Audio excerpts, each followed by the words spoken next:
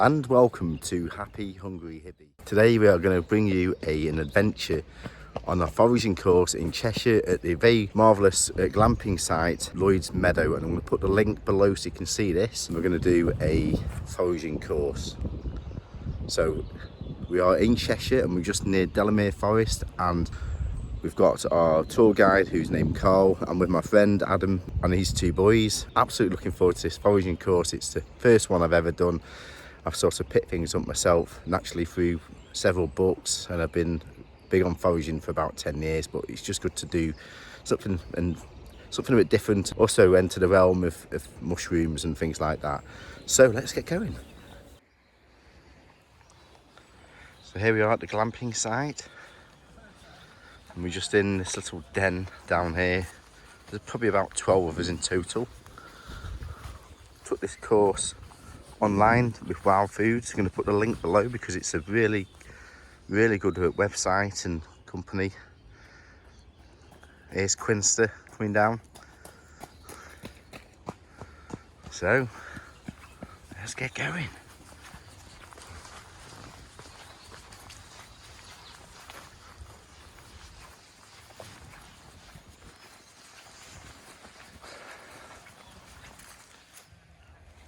He's been digging up a bit of wild garlic there.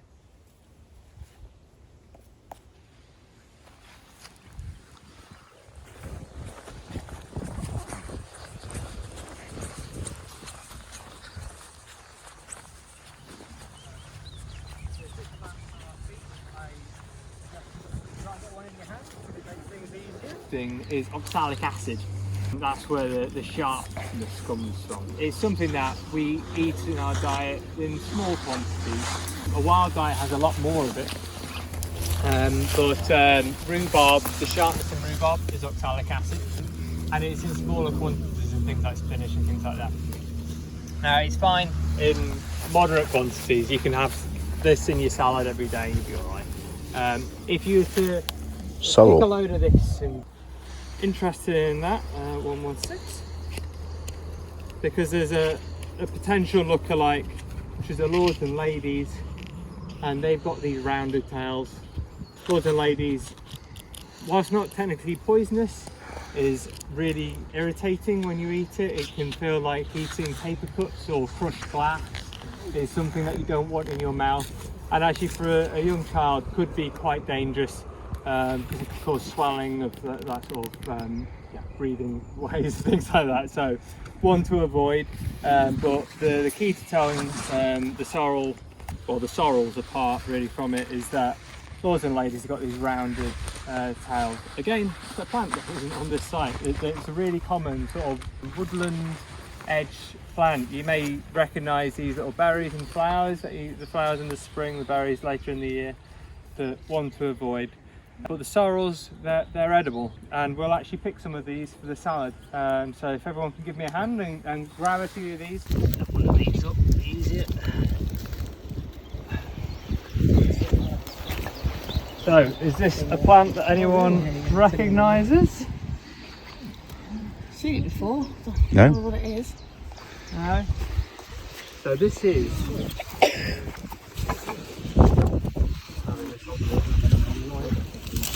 So this is a member of the mint family, and I know that. Does anyone know how I might know that before I start talking? Taste. The stem. Oh, the stem, yes, yeah. Bang on. Yeah. So what should the stem look like? It's got is it triangular? Close. It's a square stem. So if I pass this round and roll it between your fingers, you'll notice that the stem, instead of being round, is square. I'll just talk about this one while it goes round. So this is ground ivy. As I say, it's part of that greater mint family, but it doesn't taste like mint. It's got a passing sort of background mint-ish taste, but it is quite different. And whilst that's going round, and I'll hand a few leaves out, if you crush them in your fingers, they've got a certain smell. So look at that. So if you give it a crush and a smell. Yeah. Some people describe this as smelling like a car sales room, or like a new car smell. It's certainly got a certain odour to it. It can be used for making teas and things like that. But in terms of identification of the leaf, it's kind of got this fan-shaped leaf. It's got two lobes either side of it, jagged edge. It's a low ground hugging plant, and you'll find it sort of woodland edges. It won't always be in flower. It's typically not in flower actually, so it's a bit more difficult to spot. There's garden varieties of this which are sort of variegated. I've got some in a pot in my back garden, like a trailing ground ivy. I can't remember what they call it in garden centres. Yeah, as I say, you can make quite a nice tea from this. What's it called? You can have a little taste. It's quite a strong flavour. There's a batch of it here to pass you by. I've actually had a beer made from this, which was really good. Ground ivy beer, and making dressings and things. So it's yeah, it's quite nice. So that's different from the mint that you were just talking about? It's part of the mint family. Oh, the mint family's got, I don't actually know how many members of that family, but it's a big family.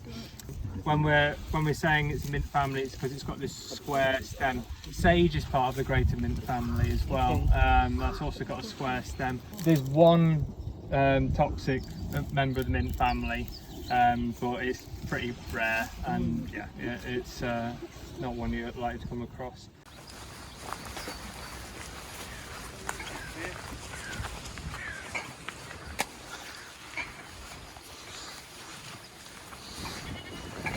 I was expecting a long walk today. I'm going to disappoint you. It's a bit stop-starty. It's kind of beard. So when we're making our elderflower champagne and things like that, we're not putting any of the leaves or anything like that into the pot. It's just the flowers. Don't worry about little bits of green. Although you want to try and just get the flowers in, because that's where all the flavour is. Actually, the flavour is in the pollen. So this is not in flower yet, but it's getting there. We've got our little flower buds, and in another month, certainly, probably sooner, this is just going to be awash with these big heads of elderflowers, white flowers, yellow stamens covered in pollen. And as I say, that's where all the flavour is. So we don't want to be picking our elderflowers after it rains, because that's going to rain off all of that pollen and get rid of all that lovely flavour. So you want to be picking a nice, warm, dry day. And that's where you're going to get the best flavour. So that's the flowers, and that's what I've used to make the champagne. So for a typical elderflower champagne, there's loads of recipes if you look out on the internet, and it depends how alcoholic you want it really, and how shelf stable you want it. But this particular one is made with about 10 good size elderflower heads per 10 litres of water. So I think roughly 1 per litre. You put a bit more in if you like. You don't want loads and loads and loads, so it's sort of, the flavour doesn't get better, it just gets a bit weird. Different. Oh wow. Never seen this one before. Different With the leaves, yeah.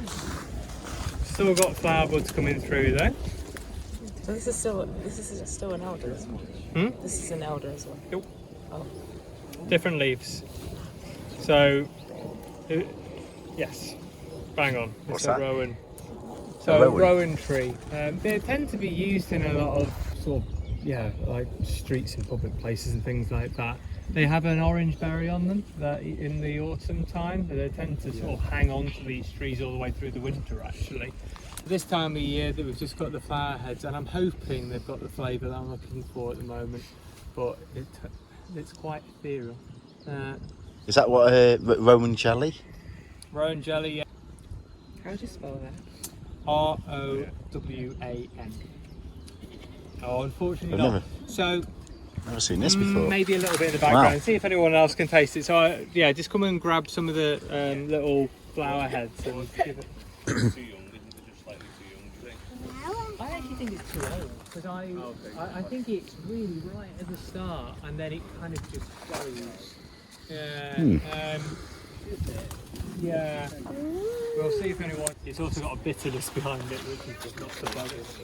And also cherry and things like this. There's a lot of almond flavour in these young flowers. Ooh. Yeah, so that's one thing you can do with it. If you get it at exactly the right time, it can actually be quite a strong flavour of almond. And I think we just passed that point when they're still kind of curled up in the little. Do the berries taste of almond, or do it? No, the berries taste really, really sour. They've got sorbic acid in them, and yeah, it's they're very sour. It's another one that you kind of want to cook, but if you add enough sugar to it, they're actually quite nice. You can make quite a nice jelly from them, but it's not one you want to be nibbling on.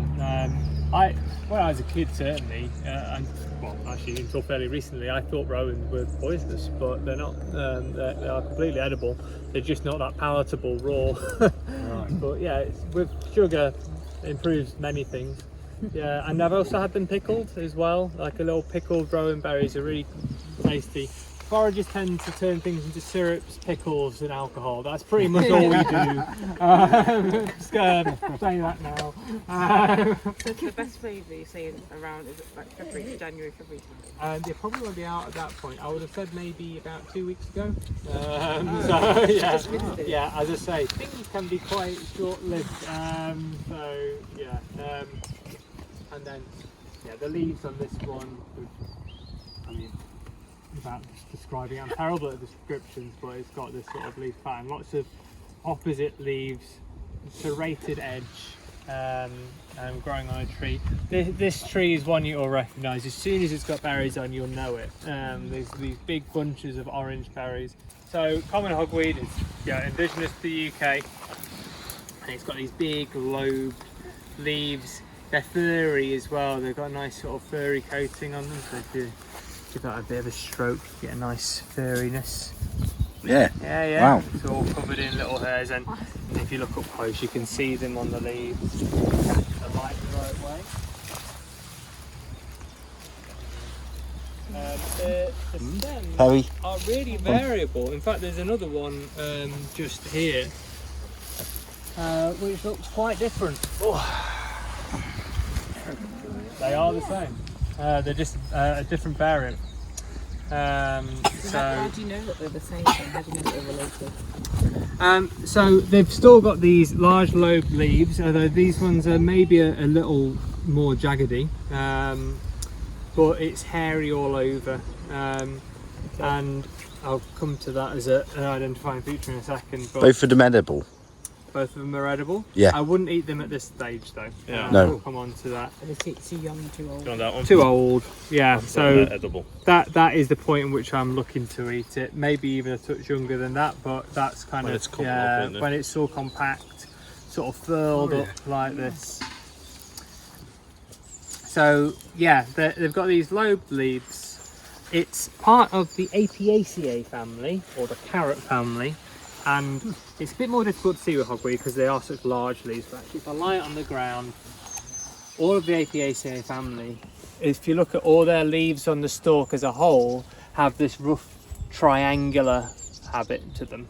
So there's over 1,000 different members of this family. It's got some of our most toxic plants in the UK in this family. And one of them we have on site today, which I'll be showing you later on. But it's also got some of the best edibles as well. It's got a lot of flavour in this family. As you can see from our supermarket shelves, we have lots of the Apiaceae family: celery, parsnip, carrot. There's more, parsley. Yeah, there's loads of different members of this family that we eat. But there's also lots of wild types that have kind of been forgotten, and it's sad, particularly hogweed, because it's a really good one. And as I say, it is. It is quite variable, particularly in colour. But both of these, you can see, we're hairy all over. We've got this groove running down the stem, like a celery stem. Yeah, if you look at it as a cross section, we've got a groove. Yeah.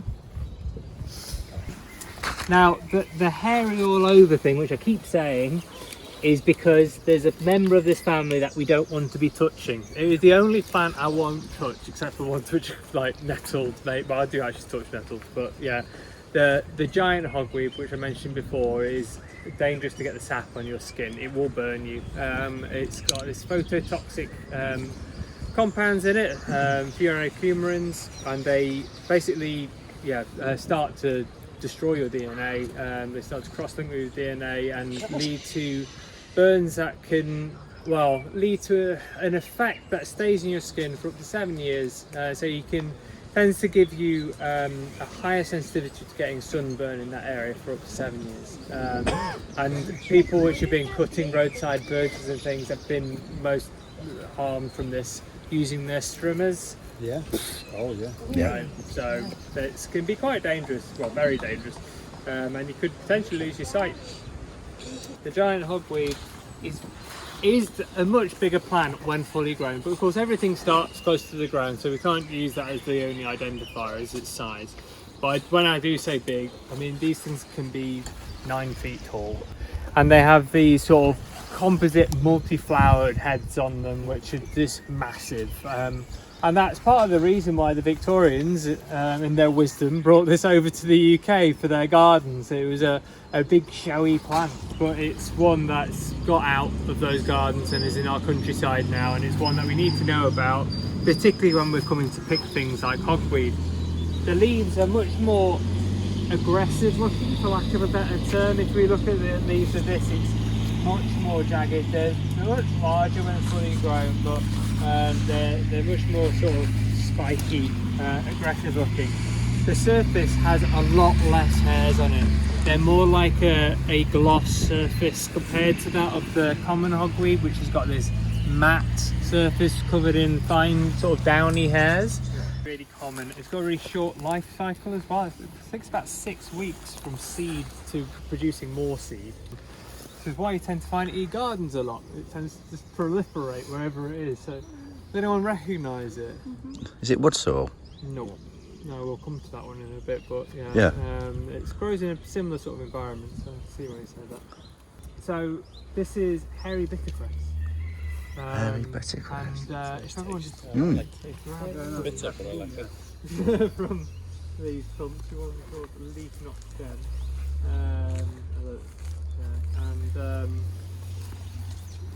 It's as the name suggests, a cress. Which kind of is going to direct what you're expecting it to taste like. Wow.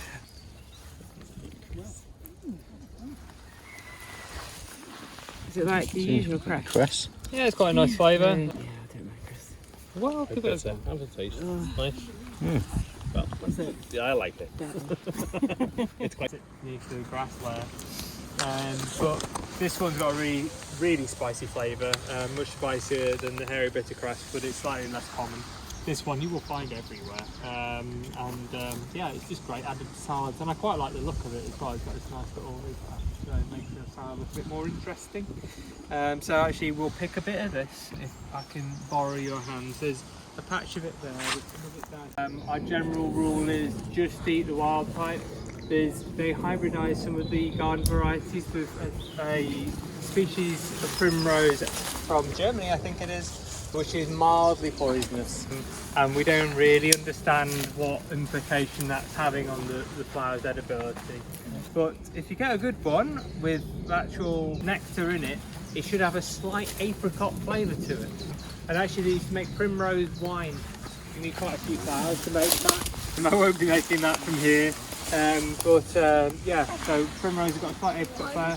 There's another flower which is part of this genus, which is called the cowslip, you may know, and they've got a slightly different coloured flower, more yellow, and a different shape to it.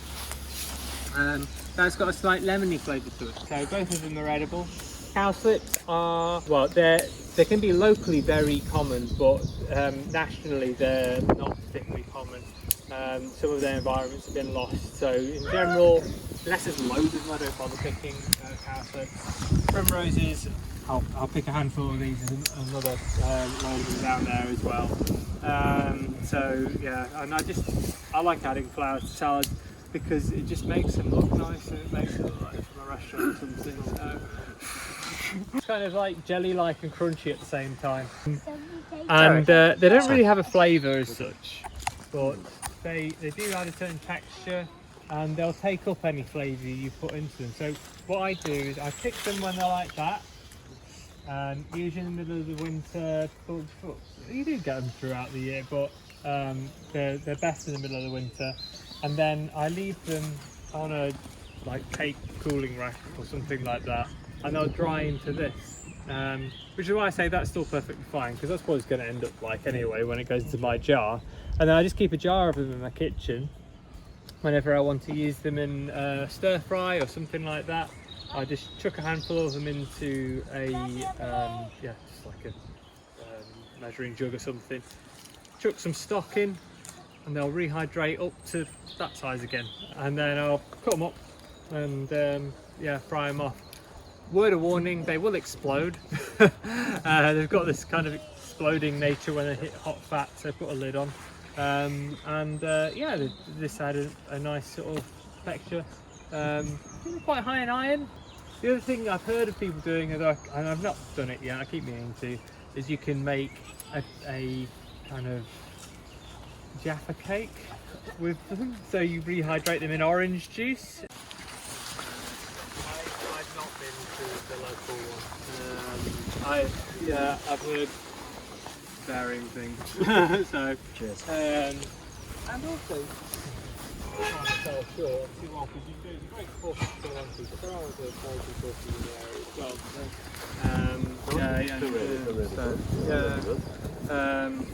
Okay, right. We are going to go over there now. Actually, before we do that,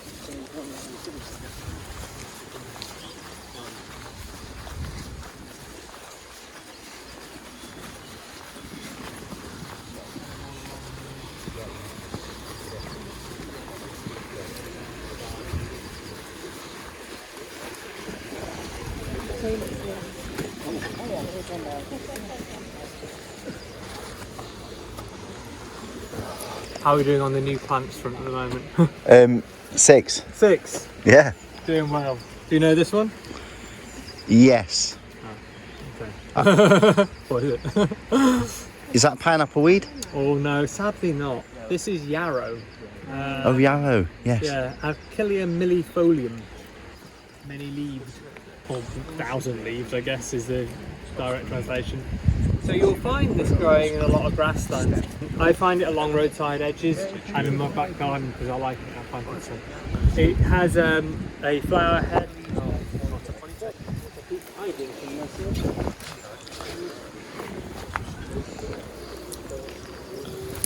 So if you grab a leaf of it in your hand, there's a load of it running along this fence. Whilst I find it.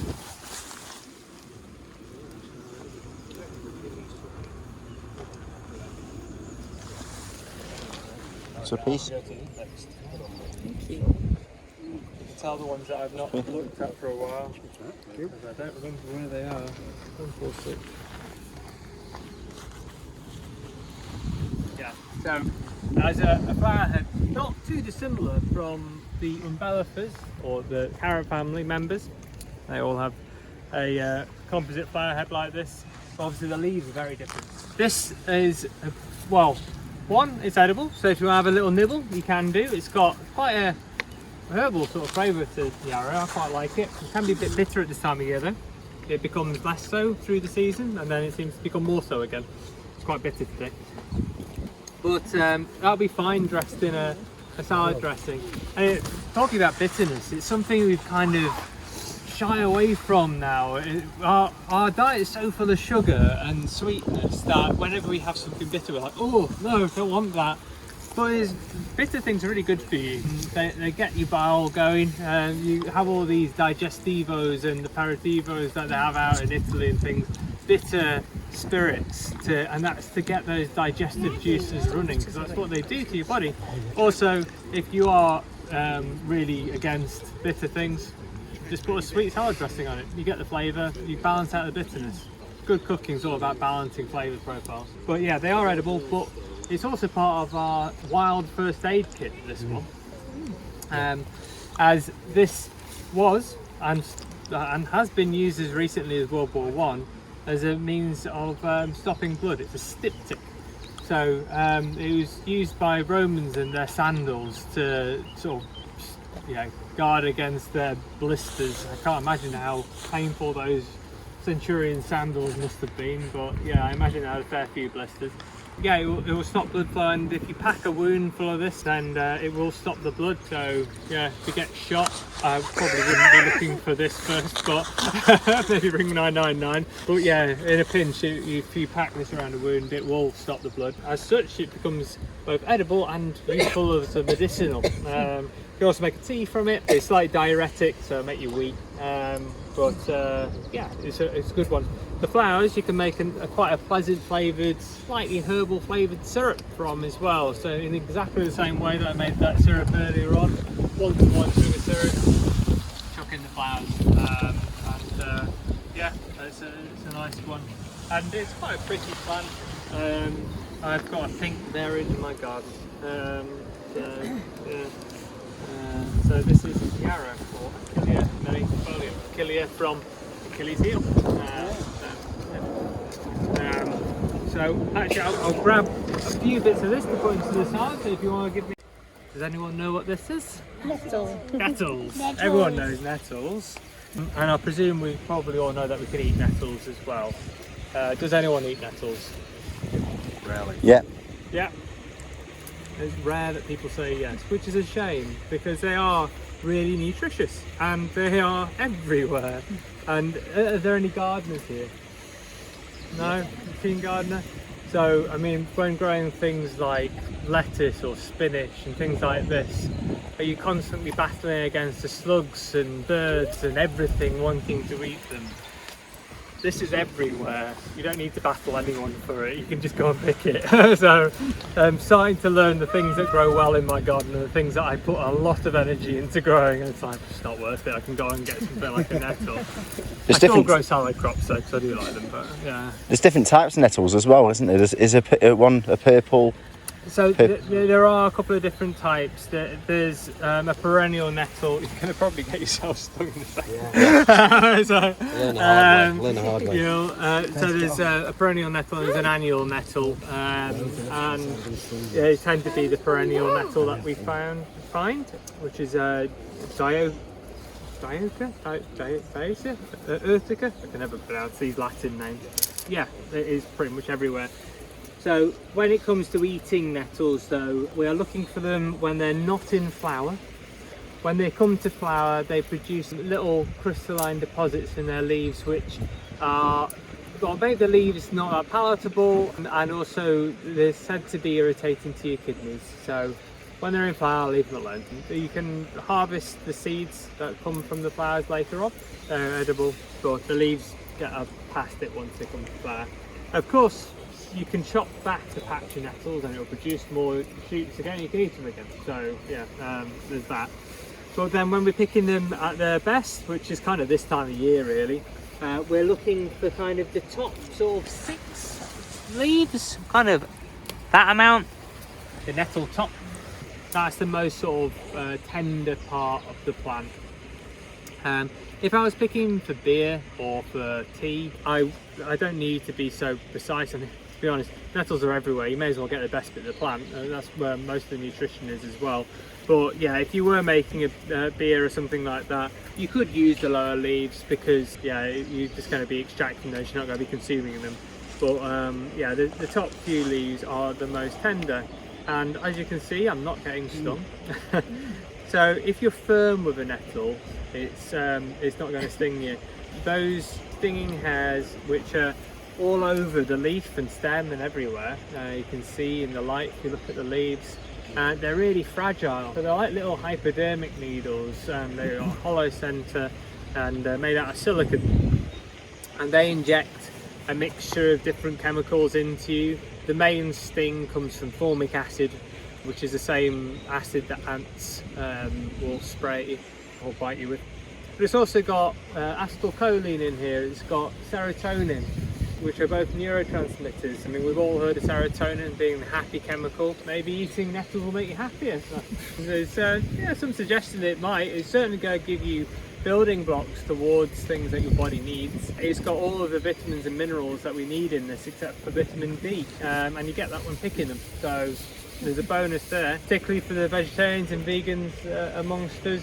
It's a bit difficult to get your protein intake all sometimes, and nettles have got dry weight about 20 to 25% protein in the leaf, so it's a very high protein leaf. Obviously wet weight is much lower, it's more like 2%. Yeah, it's something for a leaf. And yeah, it's they've got a mild flavour. You could use them like spinach.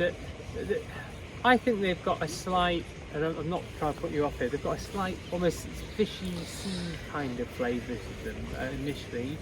You cook them longer, that goes, it just becomes kind of vegetable, but yeah, I mean in certain dishes that can actually work for you. So I think it's due to a chemical in the triethylamine, which is it's a simple organic chemical that's got that sort of scent to it. But yeah, once you've crushed off all the leaves, you can roll them up and steam. So, and they're perfectly pleasant. Or you can just, as I say, if you just blanch them and douse them in butter, they're good. If you're using them for something like well, if you wanted to store them, like by freezing them, or if you wanted to add them to a cake or something like that, you want to blanch them first. There's an enzyme in these leaves which basically makes them go brown, which is fine. They're still edible, there's nothing wrong with it, but it just makes it slightly less appealing, particularly if you wanted to play on that green colour. Like I've made a nettle and lemon cake, which is bright green, and it's really nice. So yeah, that's good. We've used them as a dye compound in the past. The khaki colour, the uniform in World War II, nettle dye. And actually it goes further than that. During World War I, the supply chains for cotton were interrupted with the Germans, because we had control of them mainly. And so they were lacking a fibre to make their uniforms from, so they used nettles. And nettle was the fibre for making clothing for a long time back. There's Mesolithic graves that have been found with they're wrapped in a nettle fabric, so it's kind of our original linen crop. Some of the Celt languages still use the term, I think they call it linear or something along those lines. That word linen has come through from this. It's the stems that you at this right time of year you can comb out loads of fibres from this and make a cloth from. So it's quite laborious, but so's making cotton. It's just yeah, so it's a great plant really. It can feed you, it can clothe you, you can use it to dye things, and you can also use it to chase around other kids in the playground. So yeah, It's really good in soup. yeah, So mixing it with like even wild garlic or garlic mustard, it combines quite well. yeah. So today I've made a soup with nettle, wild garlic and hogweed. So yeah, and as I say, the seeds you can eat as well. There's a male Yeah. and female, isn't there? There is, yeah. So the Latin name of this plant pertains to having that male and female. You want the female seeds, and the female seeds are identified over the male ones because the male seeds kind of grow in a kind of upward facing manner. The female ones are droopier.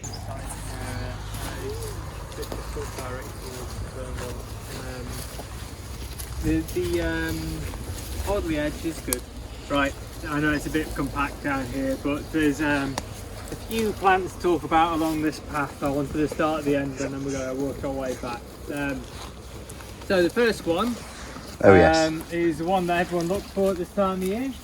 We all get a bit of this, but it's not a very big patch here. So does anyone know what this is? Oh, garlic, yeah. So this is one that everyone knows. Does everyone know about his lookalikes? No. So you said the most dangerous one and the most commonly picked one, so I'm happy with that. There's another one at our feet which looks nothing like it, but I'll talk about that soon. So yeah, as you've correctly said, a lookalike for this.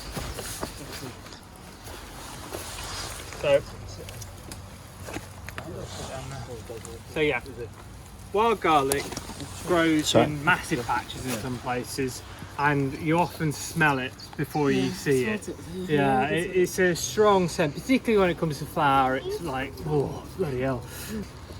And we're just before flowering here. There's a patch of it running along that bank over there. You can see the little white flowers, and that's all wild garlic, which unfortunately I can't get to because we're told we can't go into that bit because that's where the fishes are. It's got this sort of long slender leaf that grows out the ground singly. So if you trace every wild garlic leaf down to the ground, it comes all the way out of the ground on that one stem.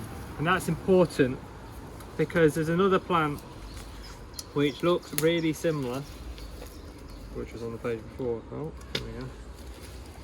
Which is lily of the valley. And it looks nigh on identical, but this will kill you. And I often, when I'm telling people this, I think I've never seen it growing with it. You never find it beside it. And then in one of the wild garlic patches I go to, I saw it growing in the middle of it. So it does happen.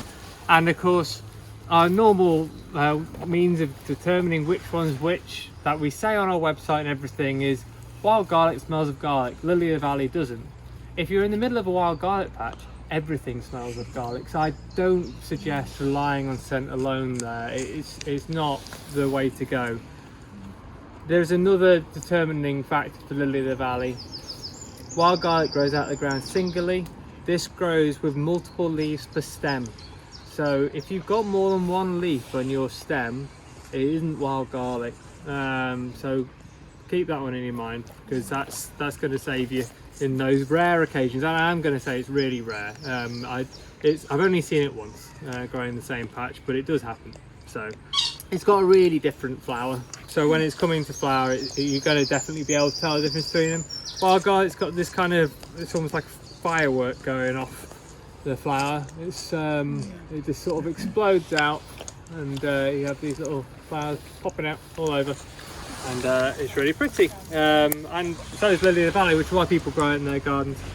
Can I try it? Can I take a picture of the flower?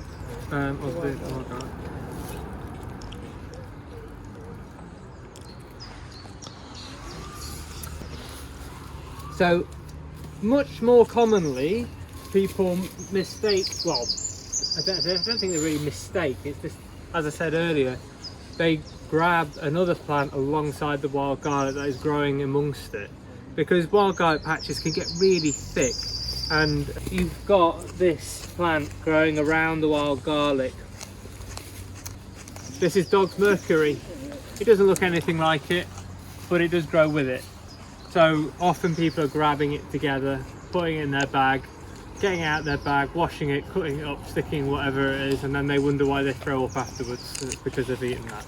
It's quite common. If you look on various Facebook groups, it happens multiple times a year.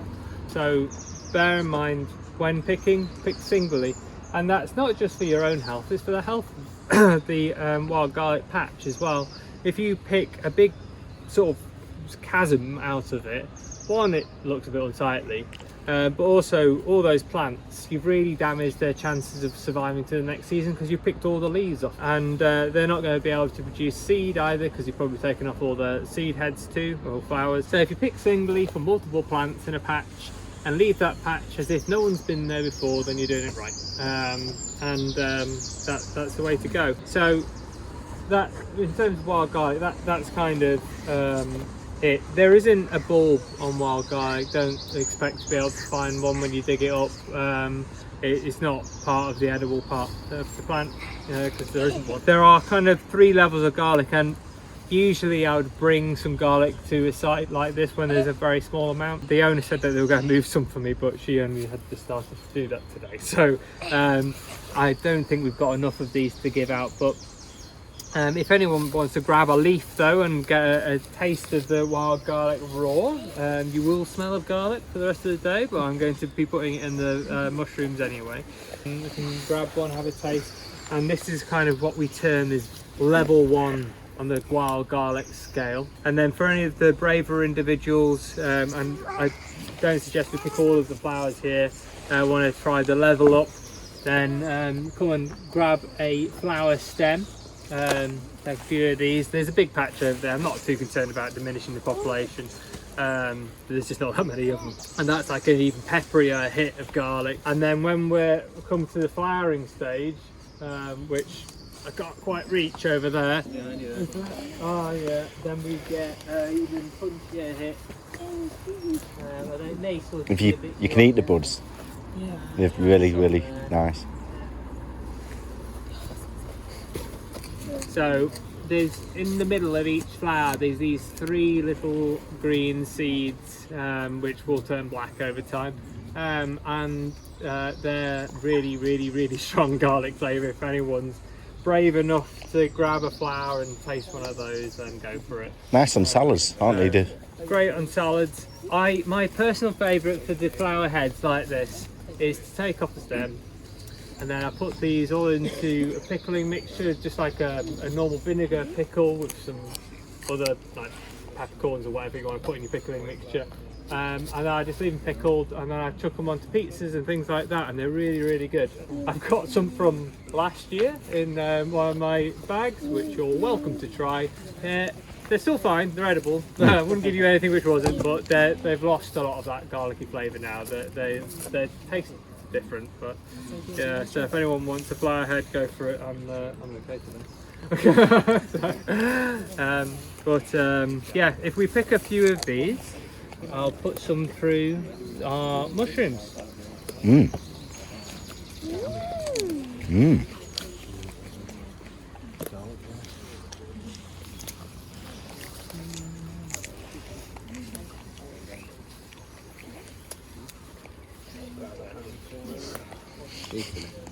Nice, isn't it? So good. It's good. It is just amazing. And, if you go to Waitrose, I think about that much is about £3. You can actually buy it. You can buy it frozen, can't you? Can you buy it fresh? You can buy it fresh, yeah, from places like Waitrose and Yeah. Foods. So, It is getting popular now, isn't it? yeah. These past 5 years, it's just gone. Yeah, you can grow it in your back garden as well, of course. So I've got some under a tree in my garden. It started off about that much, and now it's about 3 times the size over about 4 years. It's quite slow growing, but once it gets established, it does go for it. So yeah. So many recipes you can do. Yeah, and I'll pick it. Obviously, it's only really available from. It depends where you are in the country. Sometimes you can find it in January, but I'd say late February is when I start to see it in Cheshire. Yeah. And a few sort of more shelf spots, but really March onwards. The last of it, end of June, it's looking pretty sad. So I do pick occasionally at that time of year, but it doesn't look the best.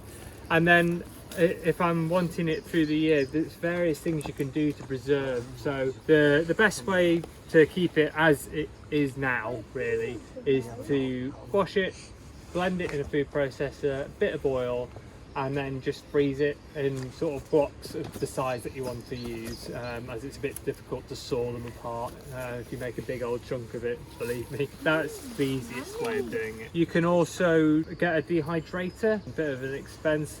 You can get them for about £40 or something like that, or probably find them on Amazon or Facebook Marketplace or something. Then you can dry those leaves up and then just powder them and keep them as a powdered leaf. You can also lacto ferment it. If you add 2% salt to pretty much anything, it will preserve it. You encourage lactobacillus bacteria to grow on what you're wanting to preserve. It produces lactic acid, which acts as a preservative. It's how we make sauerkraut and kimchi and loads of things. So that's something you can do with wild garlic. Word of warning, it will smell. Anything which has got a really high chloroform content ends up having a certain odour to it when you lacto ferment, which you either love or detest. But if you really don't like it, you can do the first stage and then dehydrate it, and then you get like a fermented dried thing, which is salted, so you can add that as a seasoning to various dishes. You can make kimchi from it, you can do anything. So it's got loads of ways of using wild garlic. And as I say, I preserve the flower heads in a standard vinegar pickle. That's another way of using it. So yeah, there's another plant that we get if you like that garlicky hit throughout the year. There's a plant here which has got that garlicky flavour, and this grows year round. You'll find this in the middle of the winter, kind of. Maybe not in the middle of the winter, but a lot of the year round. This is the hedge garlic mustard. If you want to have a taste, do so. there is I think it's a genetic thing. Some people really don't like this. There's a bitterness to it that is stronger in some than others. I hate it. So, but for any of the rest of you, try this and go, oh, I don't like that. There's other parts of the plant that I do like, and you may too. So when it comes to seed, that the seeds can be used as any other mustard. So that's you can use them to make mustard with a garlicky twist. You can also dig it up in areas where there's a lot of it. Notice something like dried here, mackerel sill, all of the roadside verges are packed with this.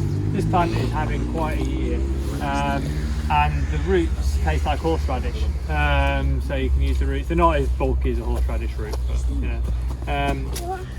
In terms of identifying, it looks quite nettle-like when it's coming to flower. When it's in its first year, because this is a biennial plant, so it has 2 years, it produces a lot of leaf growth in the first year, and then it comes to flower in the second year.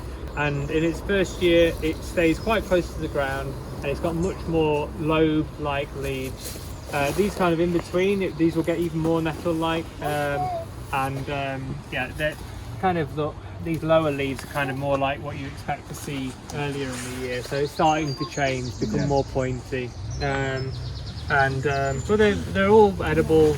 They've just got a bitterness to them that some like, and some, like me, don't. So yeah, your garlic mustard. Parasitic, saprophytic, and mycorrhizal fungi. There's broad groups. So parasitic, they will live on a tree, but the tree's detriment, and they'll end up killing it in the end. And yeah, things like lightning polyp or dryad saddle and things like that, they'll kill the tree. And then there's the mycorrhizal ones. They're usually the sort of best mushrooms, I would say, that we find. They grow in a kind of in harmony. It seems from the outside, we're still learning about this, how they work. And they're things like Puccini and chanterelles and Varus ruscula. Yeah, there's a whole group of those. And then there's the saprophytic ones. They're the ones that break down lignin mainly. So they're growing on decaying trees or in organic matter as well, like these molds, things like that. And there's a whole number of those which are edible as well. And things like a lot of the cultivated mushrooms are saprophytic because you can't really grow mycorrhizal fungi in a farming kind of situation because they work with a tree. So, and it's not just with a tree either. The more and more we learn about this, they're kind of the web of the forest. A forest is kind of held together by the mycorrhizal networks that run between the trees and shuttle nutrients between them. So to replicate that in a farming situation, a bit difficult. So that's why we tend to eat a lot of agarics, like the Agaricus bisporus, is typical shop-bought button mushrooms, and oyster mushrooms, which are saprophytic species, and various things like that, shiitake, etc. Anyway, this is another one of our sorrels that's going a bit shy now, so we've been holding it a bit too long. Wood sorrel? So yeah, sorrel, this is. You may recognise it if you have there's a garden variety and there's a houseplant variety of oxalis. I've got a purple one in my living room, Oxalis triangularis.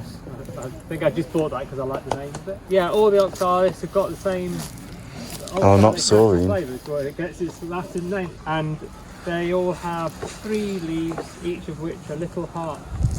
So that's the way to determine if this is clover or a wood sorrel, is you've got heart-shaped leaves. And if you'll grab a leaf, and you can also grab a flower if you like, and get the stem, because that's the best bit, and give it a nibble, and you'll get that same sort of sharpness that we had on with the sheep sorrel, but I think this one's much more pleasant myself.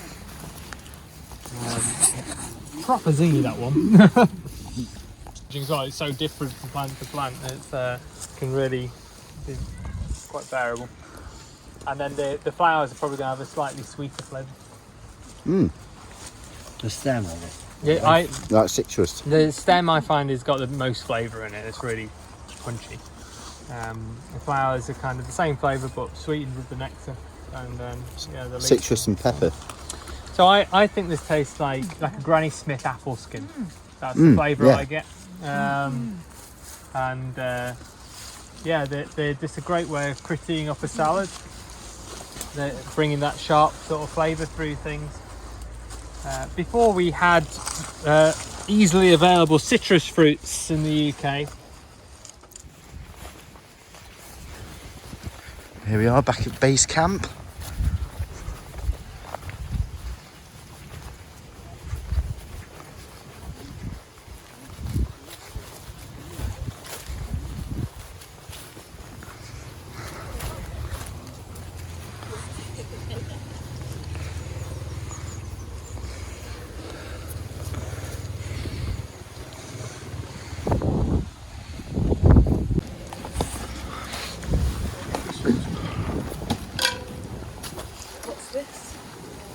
So it's a mushroom pate. So it's mainly shop bought mushrooms in there, but there's some lurid bolete in there, which is a wild one, and that's about it actually, I think, for wild. And these mushrooms These are ones that I picked yesterday. These are the ones I spoke about at the start of the course, the St. George's mushrooms. Oh yeah, you look quite white actually. They're very white. They're white all the way through. Which means they're very fresh. Well, they do discolour a bit over when they get a bit older. This one you see is a bit older. It's starting to. I thought it was a bit bruised in my bag as well, yeah, to be honest. But it's wow, not perfectly fine. They go bruised when you cook them anyway. So. Yeah, so these are really common at this time of year. Yeah, some people, yeah, really like these. It's, if you go to Borough Market, you'd be paying £80 a kilo for this mushroom. Wow. Yeah. £80 a kilo. Yeah, because they only grow at this time of year. You can only get them wild. So, as such, they ask a certain price. Yeah. Same for all of those mushrooms that you can't cultivate. Someone has to go out and pick them, and thus they cost wow. more. I mean, morels, one, difficult to find, yeah, they only grow wild, so you pay. This price I saw was in dollars actually. I think it's $250 a kilo. Wow. Yeah. I just want to find one. Yeah, no, it is great when you find them. I have found them. And as I say, you want to go new build housing estates. I'm going to be or there. Aldi car parks. There's one by me in McGull, and I'm going to start looking. Yeah. So, just want to check out. Really enjoyed the wild foods foraging course today. You can do this, it's £60 per person. It was about 4 hours long. Really enjoyed it. Karl was really informative and had lots of knowledge. Really enjoyed everything, and I learned about 8 different plants today, which is new. I think 4 were things that I'd already known about. I am an amateur forager, really looking forward to doing more things on mushrooms, but really enjoyed the course. Adam, my good friend, he also enjoyed it, and the boys were really well behaved, really enjoyed it. And Quinn, you know, really enjoyed his sketching and doing the drawings. Really good to get the kids to do it as well. Looking forward to going back down to Lloyds Meadow glamping site. Never knew it existed there. I'll put the link in below for you to check that out. Got some really good deals on to do. Now get to see all the wild food. You can actually forage while you glamping or whatever else. It'd be good to actually go back there myself and actually look at some of these things that I can really identify and know. So really do hope you subscribe. Lots of love and passion going into this show. Please do check out my playlist for other forage recipes and foraging guides. I've done one on wild garlic myself. I'm bringing out one recently, and I've actually got probably about 10 recipes for wild garlic, so do check out my playlist for that. Also, please do turn on the notifications, bing, every fortnight on Tuesdays at 4:30. So really hope you've enjoyed this video as much as I enjoyed doing the foraging course. Take care, bye.